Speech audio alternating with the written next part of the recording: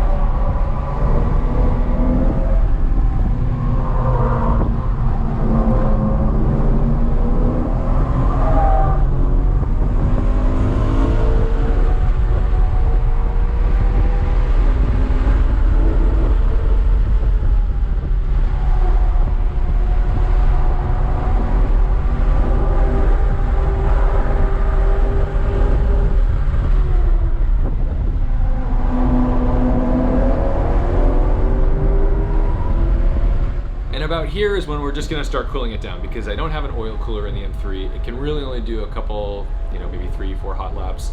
if at a time, especially on a day like this, you just start to watch those temps come up and up and up, and I don't really want to spin a bearing, degrade my oil, or blow up my car. Overall, I absolutely love the setup on the car with the NT01s. It could certainly use some camber and an oil cooler. Those are probably the two things that I really want to do to the car just to make it more robust, a little quicker on the turn-in, and be able to withstand a few more hot laps at a time. Because right now, I spend half my time driving and half my time watching my oil temps. So it would be nice not to have to do that. Thank you so much for watching, liking, commenting, and subscribing. Don't forget to respect the drive, and I'll see you in the next one.